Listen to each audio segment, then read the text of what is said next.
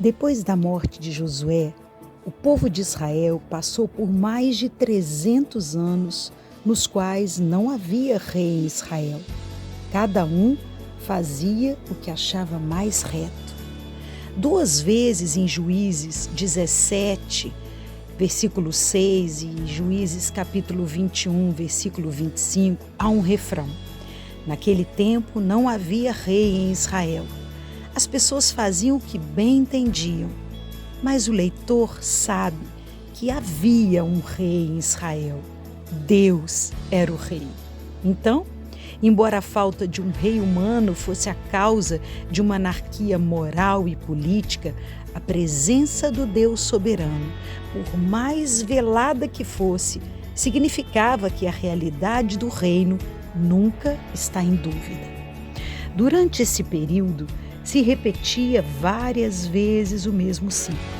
O povo obedecia a Deus por algum tempo e depois se afastava dele.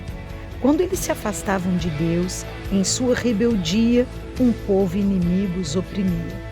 O povo de Israel se arrependia, clamava a Deus e esses ciclos continuavam. Neste contexto, aparece Gideão, o 5º juiz, levantado e escolhido por Deus para enfrentar o exército dos midianitas que estavam oprimindo o povo por 7 anos. Tomavam seus campos, seus alimentos e seus animais. Após se revelar a Gideão e dar as estratégias para vencer os midianitas, finalmente, numa batalha incrível, sobrenatural, Deus vence.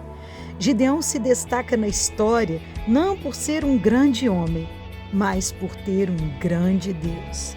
Um Deus que é capaz de transformar fracos, tímidos e abatidos para dar grandes vitórias ao seu povo.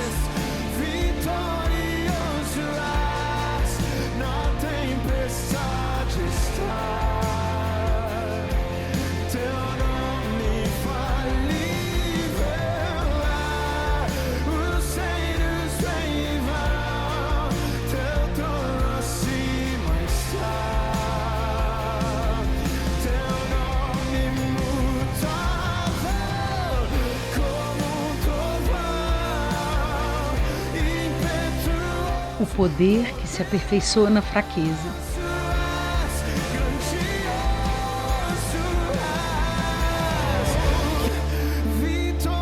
Esse é o tema do programa Buscando Jesus desta semana.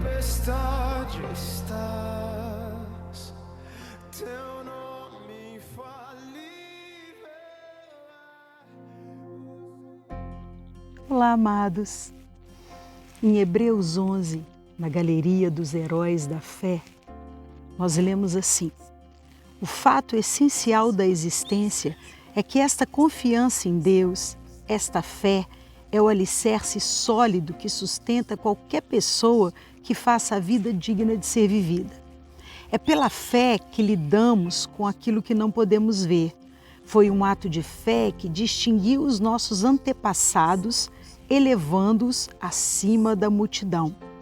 E o autor de Hebreus, então, começa a falar desde Abel, quando ele apresentou um sacrifício a Deus. Vale a pena conferir em Hebreus 11 na palavra. E aí você vai lendo todas as coisas, várias pessoas, Abraão, Jacó, Isaac. E em Hebreus 29 está assim: por um ato de fé, Israel atravessou o Mar Vermelho em terra seca. Os egípcios tentaram fazer o mesmo e se afogaram. Por um ato de fé, os israelitas marcharam ao redor das muralhas de Jericó durante 7 dias e as muralhas caíram. Por um ato de fé, Raabe, a prostituta de Jericó, acolheu os espiões e escapou da destruição que veio sobre os que se recusaram a confiar em Deus. E eu poderia prosseguir, mas não há tempo. Ainda há muitos outros: Gideão, Baraque, Sansão, Jefité, Davi, Samuel, os profetas. Por seus atos de fé, eles venceram reinos, fizeram obras de justiça, viram promessas cumpridas, foram protegidos de leões, incêndios e ameaças de morte. Transformaram a desvantagem em vantagem e venceram batalhas e afugentaram exércitos invasores. Aleluia! Então, sabe, Gideão, é sobre ele que nós vamos falar hoje. É sobre a atitude de fé deste homem. Esse fato aconteceu em Juízes, e Juízes dá aproximadamente 3.040, 3.050 anos atrás. E era um período em que Israel passava por um período de imoralidade, por um período onde todo mundo que se afasta de Deus vive esse período de depravação moral, social, que consequentemente vai trazer consequências ao seu povo. E o período de Juízes, como foi falado lá na introdução, foi um período marcado por essa perversão do povo, por esse afastamento do povo de Deus.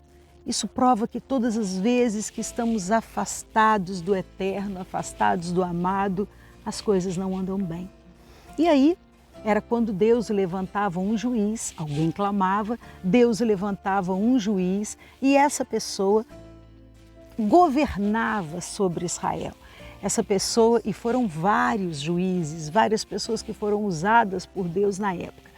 E Gideão passa por um período onde o povo de Israel vinha sofrendo afrontas, intimidação dos midianitas por um período de 7 anos.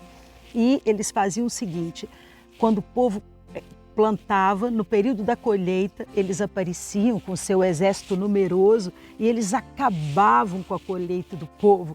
Eles roubavam, eles saqueavam, então o povo não conhecia paz, não conhecia prosperidade verdadeira. E isso acontece, e eu vou repetir, quando nós nos afastamos do Senhor. E aí, nesse período, nesse cenário, tinha um homem, por nome Gideão, que estava malhando o trigo num lagar. E aí você fala assim, se eu leio essa frase rápido, você fala assim, tá tudo bem, ele está malhando o trigo no lagar. Não, não se malha trigo num lagar. Trigo normalmente é malhado numa eira. E a eira é um lugar aberto, um lugar claro, um lugar em que você tem vento, em que você pode separar a palha, tudo bem. Só que o lagar é um lugar de fazer vinho, é um lugar de espremer as uvas, é um lugar pequeno, apertado, escuro, que fica numa rocha. Mas era lá que Gideão estava. Gideão, então, estava garantindo o sustento da sua família, fazendo aquilo ali para exatamente que os midianitas não descobrissem e viessem a roubar as coisas dele. Não deve ser fácil malhar o trigo num lagar. Certo é, naquela rocha aparece o anjo do Senhor e fala com Gideão. É muito bonita essa conversa e eu vou ler para você. Ela está em Juízes 6:13. O anjo do Eterno apareceu a Gideão e disse: "O Eterno está com você, poderoso guerreiro." E Gideão respondeu: "Comigo, Senhor? Se o Eterno está conosco, por que estamos nessa situação? Onde estão as maravilhas que nossos pais e avós nos contaram?" Afirmando: "O Eterno nos libertou do Egito." Na verdade, o Eterno não quer saber de nós. Ele nos entregou nas mãos dos midianitas. Mas o Senhor respondeu: "Use a força que você tem e liberte Israel da opressão dos midianitas. Sou eu quem está enviando você." Use a força que você tem para vencer esse exército, porque sou eu que estou enviando você. E mais uma vez a conversa continua e o Eterno disse a Gideão uma coisa que eu creio que vocês já me ouviram falar muitas vezes, porque o Eterno, o Deus Todo-Poderoso, já falou isso para outros heróis da fé. Isso é o que faz de cada um deles, de cada um de nós. Isso é o que faz de você um herói da fé, se você crê. E o Eterno disse para ele: eu estarei com você, confie em mim, você derrotará os midianitas como se fossem um só homem. Uau! Josué, tão somente ser forte e corajoso, esforça-te e tenha bom ânimo. Todos aqueles que entraram para a galeria dos heróis da fé não eram homens especiais, não eram homens mega, com alguma qualidade ou com um currículo excepcional, como talvez fosse exigido nos dias de hoje, mas eram homens que estavam sempre trabalhando, sempre ocupados quando foram chamados, e eram homens de fé, que ouviram a voz de Deus e obedeceram. É isso que Deus quer falar para você hoje. Se você ouvir a minha voz e obedecer, eu irei adiante de você, endireitando os caminhos, limpando os caminhos, abrindo as veredas e te fazendo conhecer a minha paz. Assim, Gideão ouviu a voz do Senhor, fez uma prova, se é da parte de Deus mesmo, fica aí, falou com o anjo, fica aí que eu vou pegar e vou preparar um sacrifício, era assim que era feito na época, preparou um cordeiro e fez e o anjo foi e consumiu no holocausto. E ele viu e falou: ai, como é que pode eu vou ser consumido porque o anjo do Eterno apareceu para mim. Tudo isso acontece, mas fato é que essa batalha seria absolutamente impossível de vencer. E o nosso mal é que muitas vezes nós consideramos as batalhas possíveis de vencer, a gente não amola Deus. Muitos dizem isso, né? Não, eu não preciso de amolar Deus para isso, não. Não é a questão de amolar, é uma questão de ter intimidade com Deus e de se abrir com Ele. E essa batalha era impossível para Gideão, porque o exército dos midianitas era muito grande. Eram mais de 135 mil soldados para serem vencidos. E eles tinham um número grande de camelo. Na Bíblia, quando menciona, pelo menos foi a primeira vez que eu li, um exército com um número muito grande de camelos. Isso os tornava invencíveis. E eles então tinham esse poder de intimidar.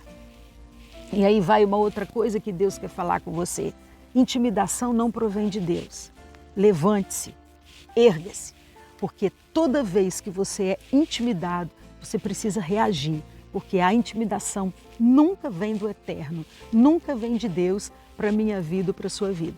Todas as vezes que eles cederam à intimidação, eles ficavam. Na hora de colher, eles vinham, saqueavam e não restava nada para eles, e isso era o sustento da família. Gideão estava malhando trigo no lugar improvável porque ele estava querendo garantir o sustento da família. Pronto, houve o chamamento de Gideão. Aí começam os atos de obediência, o que a gente precisa fazer mesmo dentro da nossa casa. O pai de Gideão tinha construído um altar. A família de Gideão era uma família idólatra. Idólatra de quê? Eles adoravam ao deus Baal. Eu não disse que o povo tinha se afastado do Senhor. Eu não falei que Juízes é um período em que as pessoas estão com Deus, fica tudo bem, afasta-se de Deus e vem aquela perversão, degradação, dificuldade financeira. O pai dele tinha construído postes ídolos, que era um lugar de adoração do deus Baal, que era o deus da prosperidade de semente, era o Deus das colheitas, e eles estavam adorando ali, né? Eles pensam, Deus me abandonou, e já começa a fazer um monte de coisa, e ao invés de buscar um conserto com Deus, começam a construir altares alternativos. E isso Deus pediu para Gideão.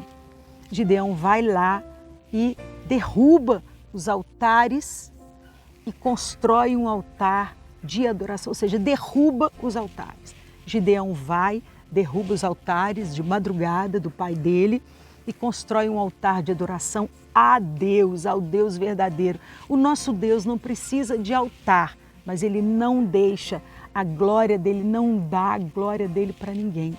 A glória é dele, Ele é Senhor. e Ele não vai dividir essa glória com Baal ou com quem quer que seja que esteja nos altares construídos por nós, né?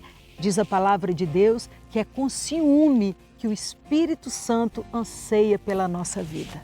Aleluia! Muito lindo, não é? Então, Ele faz isso tudo. Isso quer dizer alguma coisa para nós? Quer dizer tudo. Quer dizer tudo. Todas as vezes que você vai para o Senhor, você é aceito pela graça. Você recebe através do reconhecimento de quem é Deus, né? De quem é Jesus para você, da graça, do que Ele expressou no Calvário. E essa graça te inunda e você recebe o maravilhoso Espírito Santo de Deus para caminhar com você. Mas você precisa derrubar os seus altares. Não, eu não tenho altar nenhum na minha casa. Quando a gente fala de idolatria ou os altares, a gente não está se referindo só a postes ídolos, né? Como naquela época. Tudo aquilo que ocupa o primeiro lugar na sua vida. Dá para Deus. Dá para Deus. Vocês se lembram de Abraão? O Senhor faz a promessa, dá o filho e depois Ele faz prova de Abraão. Abraão leva o seu filho e oferece ele em sacrifício para Deus. Deus, quando te pede, Ele não quer matar, Ele não quer tirar nada de você. Ele está testando o teu coração, porque foi Ele que te deu. E nem os presentes que Ele te dá, você pode gostar mais do que Ele. Nem os presentes que Ele te dá podem ocupar o lugar do altar dele no teu coração. Mas vamos prosseguir. Tem muita coisa bonita aí nesta palavra. E assim, Gideão, diz a palavra, foi cheio do Espírito Santo. O acesso ao Espírito Santo que nós temos depois da vinda de Jesus, depois que Ele rogou a Deus, o acesso que nós tivemos, o derramamento que começou em Pentecostes, está aí. Não tinha naquela época, né, 3.000 anos atrás. Então Ele foi cheio, o Espírito Santo vinha sobre pessoas e Ele foi cheio do Espírito Santo. Ele foi cheio do Espírito Santo de Deus. Não está na palavra, mas me faz crer que assim que o anjo apareceu e fala, né, homem corajoso, ele que faz a saudação para ele, ele tem logo uma palavra para o Senhor. Ele tem logo uma palavra para Deus. E essa palavra me faz crer, a mim, de que ele estava ligadinho com Deus. Ele estava ligado com Ele. Por quê? Porque você imagina, dentro da casa dele, tinham construído altares, mas eu creio que em algum momento ele ouviu falar do Deus de Israel, do Deus poderoso, porque ele estava tão ligado, ele não falou assim, ué, quem é o Senhor? Ou quem é você? O que você está fazendo aqui? Anjo de Deus? Com certeza ele tinha ouvido falar, o que prova também que nós devemos falar. Essa é a pregação. Vai, ide e fala de Deus, fala do que Ele faz para quem não conhece. Fala do que Ele é capaz, porque Ele é um Deus todo-poderoso e certamente Ele é capaz de fazer na sua vida aquilo que ninguém pode fazer, de curar aquilo que não é alcançável para a cura, porque Ele conhece você inteirinho e teu coração. E prosseguindo, chega o dia da peleja. E aí o Senhor começa a conversar, quem tem o Espírito Santo conversa com Deus, né? Então o anjo aparece para ele, vai fazendo as coisas e Gideão vai obedecendo e Israel tinha um exército de 32.000 pessoas. O outro exército tinha aproximadamente 135.000, mas o de Israel tinha 32.000 pessoas, o que levava aí uma desvantagem muito grande para a guerra. Mas quando o Senhor olhou aquilo, falou para Gideão, Gideão convocou todo mundo, aqueles 32.000 homens, e o Senhor disse para ele o seguinte, olha, tem muita gente aí, tem muita gente e você faz voltar todos aqueles que estiverem com medo, todos aqueles que estiverem amedrontados. E Gideão, eu fico imaginando Gideão, né, olhou para aquele exército assim, achou que tinha gente, né, legal, pelo menos para começar aquela peleja, aquela guerra, e o Senhor fala assim, tem muita gente, fala que todo mundo que está com medo para voltar, e o que eles fazem? Quando houve um desfalque nessa primeira turma, e só ficaram 10.000. 12.000 voltaram. Então o exército dele fica com 10.000 pessoas. Mas acontece que quando Deus olha as 10.000 pessoas, o outro tinha 135.000 pessoas, o Senhor fala assim: Gideão, ainda tem muita gente aí. Você vai fazer o último teste, né? A segunda seleção. Você vai levar todos esses 10.000 homens para a beira do rio. Aquele que chegar e beber água, como bebe um animal, você separa. Separa ele da turma que pegar água e beber com a mão. Tudo bem? Certo, Senhor. E aqueles homens foram para a beirada da água. Não tem nada provado, viu, gente? Eu li bastante sobre isso. Não tem nada provado que quer dizer pegar com a mão. Algumas pessoas dizem que essa seleção de pegar água com a mão faz você pegar a água e até levar a mão, você olhar para o lado para ver se tem gente atacando. Mas não tem nada provado. Essa seleção foi do Senhor e Gideão simplesmente obedeceu. Fato é que 9.700 bebiam água como bebe um animal. Apoia, né, os braços e bebe assim. E só 300 pessoas, 300 homens ficaram. 300. Você sabe o que é? 300 homens vencerem um exército de 135.000 pessoas, fora os camelos, que eram muito grandes, eles não tinham nada. Mas o Senhor disse: é assim. Sabe para que eu quero? Você vai vencer essa batalha com 300 homens, porque ao final dela, você vai ter a certeza de que quem deu essa vitória foi o Eterno, o Deus Todo-Poderoso. Você não vai se orgulhar de você. Você não vai falar: nós vencemos. Eu conheço Israel. Isso é Deus falando. Eu conheço Israel. Se tivesse um exército com 32.000 pessoas, mesmo estando em desvantagem, eles iam falar: nós vencemos com o nosso braço. E esse orgulho destrói. Esse orgulho é destruidor. A autossuficiência ou a força do meu braço é uma afronta muito grande para um Deus que quer estar ao seu lado e fazer o sobrenatural na sua vida. Tem muita gente que fala: eu não vejo o sobrenatural de Deus. Você confia para ver? Você dá a Ele toda a honra, toda a glória. Que lição de direito!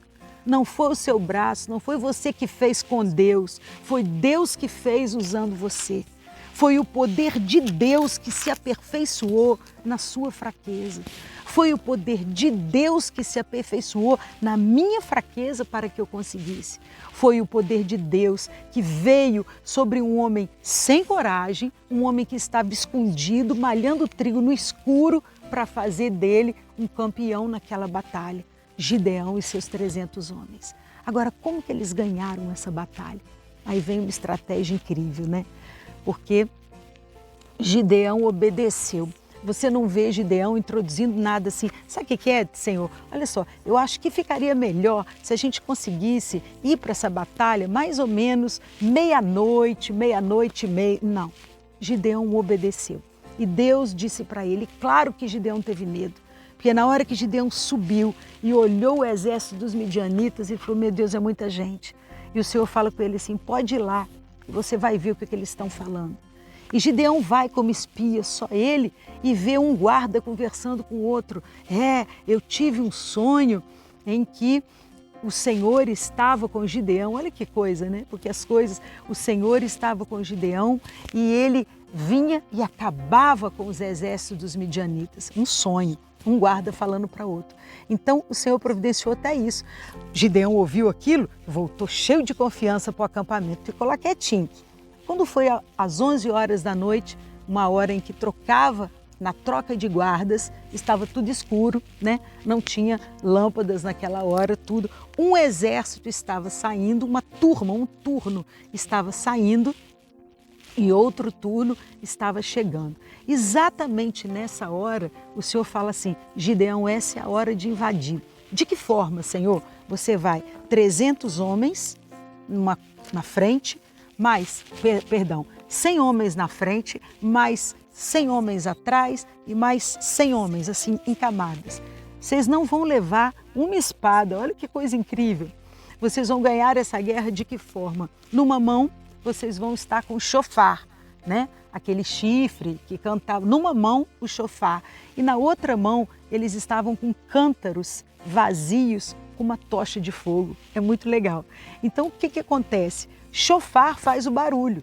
Então naquela hora vocês têm que fazer juntos. Por isso que é legal a seleção, né? Que foi feita. Naquela hora vocês vão tocar o chofar e depois imediatamente quebrarem os cântaros juntos e vai ficar aquela tocha. O que aconteceu? O barulho foi tão grande, sabe? Foi grande o barulho daquele chofar, com aqueles cântaros quebrando, com aquelas tochas, que um acabou guerreando contra o outro.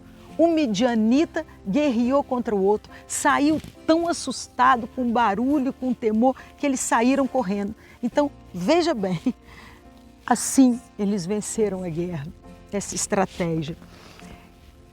Que a gente olha, a gente ri, mas você imagina a coragem de Gideão e a fé. Por isso nós começamos. Por isso o nome dele está na galeria dos heróis da fé, que está em Hebreus 11. A fé e a obediência. A fé em crer numa vitória que você não vê e que é impossível de ser conquistado. Talvez fosse bonito para nós ouvindo isso, para mim falando disso, mas se eu tivesse que enfrentar aqueles 132 ou 135 mil homens com 300. Fato é que Israel sempre foi conhecido não por ser um povo forte, com armas, cheio de tecnologia. Israel foi conhecido por ter um Deus forte e fiel, que cuidava deles, que pelejava por eles. Sabe como você é conhecido? Pelos valores do céu. É assim, nós ainda vamos falar disso. O joio está com o trigo. Eles se parecem, mas chega uma hora que o trigo vai dar fruto e o joio não. O cidadão do céu dá fruto para o reino de Deus. Ele não é bom, mas ele permite que o Espírito Santo nele faça fluir esta seiva que produz o bom fruto para Deus. Aleluia! Dessa mesma forma, com esses 300, a guerra foi vencida. Eles não fizeram, eles não lutaram para merecer. Depois ficou fácil perseguir os midianitas e aí sim, nesta fase de perseguição, Gideão vai com homens e mais homens de Israel se juntam a ele. Mas Deus o fez, Deus lutou, Deus ganhou a batalha difícil. Considera que numa situação de crise, numa situação absolutamente desfavorável, Deus chama Gideão. Gideão adora, Gideão derruba os altares, Gideão obedece, Gideão é cheio do Espírito, Gideão vai, ouve a voz de Deus, obedece a estratégia de Deus e vence. Isso parece ser muito diferente da nossa vida hoje, em que nós não temos que enfrentar exércitos de midianitas. Tem razão. Mas acontece que nós estamos em guerra. E se o Senhor não estiver do nosso lado para nos orientar, nós pereceremos. Por isso, a mensagem dessa semana é: você está em guerra. Você está em guerra. Nós estamos mundialmente em guerra. E cada um de nós enfrenta as suas próprias batalhas. Nós precisamos do braço forte de Deus. Não se iludam, por favor, com algum tipo de autossuficiência. Não é real. Nós precisamos dele. Nós precisamos desse braço forte que nos mostra o caminho que devemos seguir. Nós precisamos deste Deus de amor. Essa vitória, esse aparecimento do anjo de Deus a Gideão, do Eterno, é como a graça de Jesus, que concedeu a cada um de nós salvação. Não fizemos por merecê-lo. Se eu perguntasse para cada um de vocês hoje, você merece o céu? Talvez alguns respondessem para mim, não, eu não mereço o céu. Outros falariam, não, eu mereço. E eu perguntaria, por que você merece o céu? Eu mereço o céu porque eu sou bom. Eu não faço mal para os outros. Não, você não é bom. A resposta certa é não, eu não mereço o céu. Mas eu vou para o céu. Por quê? Eu vou para o céu porque todo o preço das minhas dívidas já foi pago por Jesus Cristo na cruz do Calvário. Isso chama graça. Quando eu vou para Ele, aquela dívida, você já deveu a alguém? E coisa mais desagradável, você já acordou, foi dormir e acordou, eu devo, foi dormir e acordou, eu tenho que pagar. Imagine que alguém pegue todas as suas promissórias, recolha todas, com todos os seus erros, com todas as suas insubmissões, com todos os erros da sua mocidade, os recolhe e fala assim, está pago. Agora vai viver uma nova vida. E para que você consiga vivê-la, eu vou colocar em você o Espírito Santo de Deus. E aí você vive a vida. E aí Ele espera que a gente seja transformado pelo Espírito Santo. Não por força nem por violência, mas pelo Espírito Santo.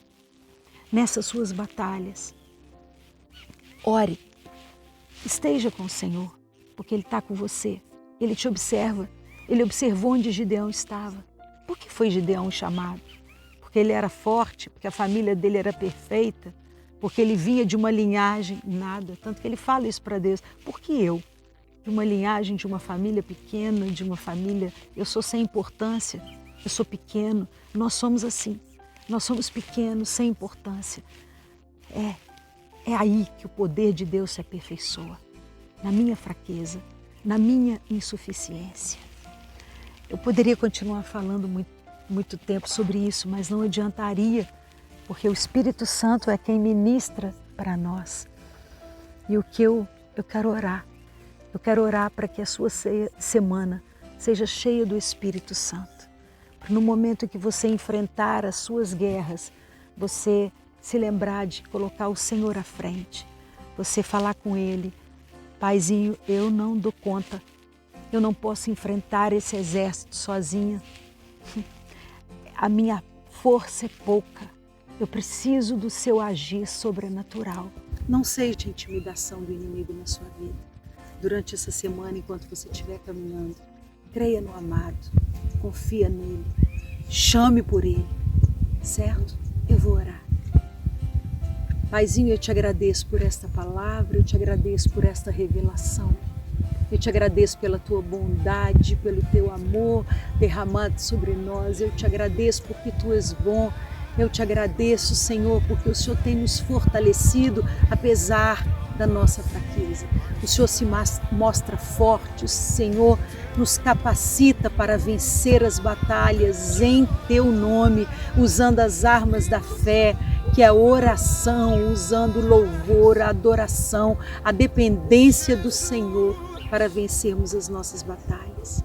Por isso, meu Pai, no nome de Jesus, eu coloco neste dia a vida de cada um dos seus filhos nas suas mãos. Assim como o Senhor fortaleceu Gideão, assim como o Senhor encheu-nos com o Espírito Santo, que o Senhor possa nos dar mais uma vez intrepidez para vencermos as batalhas e em teu nome sermos vitoriosos, no nome de Jesus. Tem mais uma coisa, quando eles avançaram, sabe o que eles gritaram? Por Deus e por Gideão.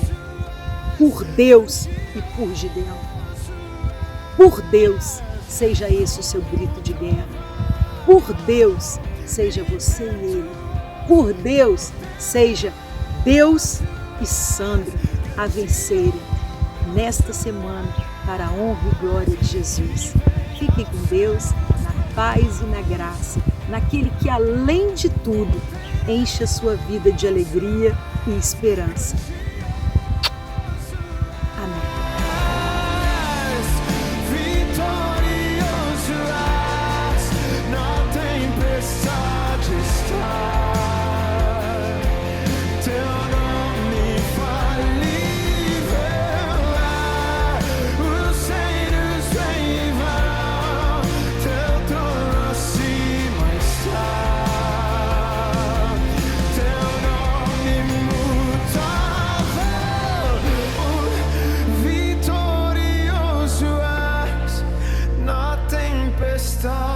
estás, teu nome infalível é.